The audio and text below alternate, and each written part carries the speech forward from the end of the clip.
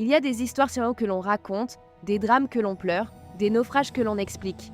Et puis, il y a ceux dont on ne parle pas parce qu'on les ignore, mais parce qu'ils dérangent. Le Titanic, l'un des noms les plus puissants de l'histoire maritime. Un géant d'acier, fruit de l'ingénierie humaine, que l'on disait insubmersible. 269 mètres de long, des salons dignes de palais royaux, des passagers triés sur le volet et une destinée censée écrire l'histoire moderne. Mais ce que l'on ne vous a jamais dit, c'est que le Titanic n'était pas seulement un navire de rêve, il était aussi une prison. Une prison pour ce que les hommes ne peuvent de comprendre. Tout commence bien avant le naufrage. Lors de la construction du paquebot au chantier Harland et Wolff de Belfast, plusieurs ouvriers rapportèrent des incidents étranges. Des outils déplacés, des bruits sourds venant de soutes encore inaccessibles. Un contremaître fut retrouvé mort dans une zone interdite, les yeux écarquillés, la main crispée autour d'un médaillon ancien d'origine inconnue. L'enquête fut étouffée. Officiellement, un accident. Mais parmi les ouvriers, la rumeur enfla. Une caisse, arrivée dans le plus grand secret, avait été installée avant même les premières pièces de la coque. Trop lourde pour être déplacée sans grue. Aucun bordereau. Pas d'explication, juste un numéro. SC 113, gravé sur le bois, à côté d'un motif semblable à un œil stylisé, barré d'un trait horizontal. Certains affirmaient avoir vu des hommes venir bénir la caisse, d'autres juraient qu'on avait tenté de la faire couler avant l'embarquement, sans succès. Et pourtant, elle était là, au fond du Titanic, dans une soute sans accès direct, protégée par un sas secondaire dont le plan n'apparaissait sur aucune carte du navire. Le capitaine Edward Smith, marin d'expérience, semblait fatigué dès les premiers jours de traversée. À son habitude affable s'était substitué un silence pesant. Il refusait les repas avec les passagers, se contentant de courtes apparitions, les traits tirés. On rapporte que les nuits, il passait de longues heures seul sur le pont, même par grand froid, scrutant l'horizon avec anxiété. Un steward, Thomas Bevan, raconta plus tard qu'il l'avait entendu murmurer « Ce que nous transportons n'aurait jamais dû quitter les profondeurs ». Dans les jours qui suivirent, des passagers de première classe commencèrent à se plaindre.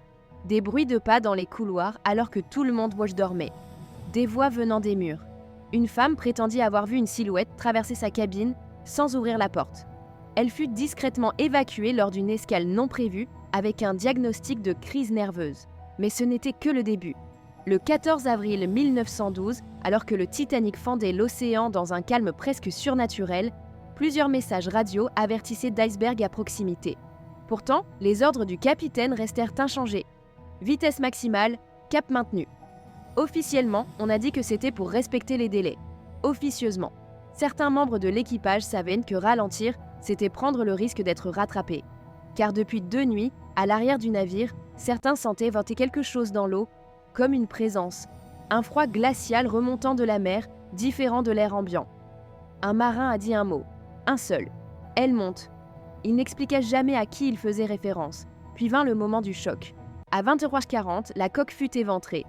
On parla d'un iceberg. Pourtant, ceux qui étaient éveillés ce soir-là n'ont jamais vu la moindre masse blanche.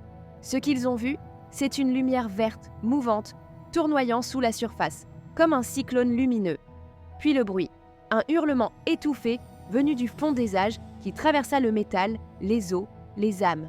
Un son que personne ne put jamais oublier. Dans la panique alors que le Titanic se brisait, certains officiers reçurent un ordre étrange. Protéger la cale SC 113. Plusieurs hommes furent postés à son entrée, armes à la main. Aucun ne remonta.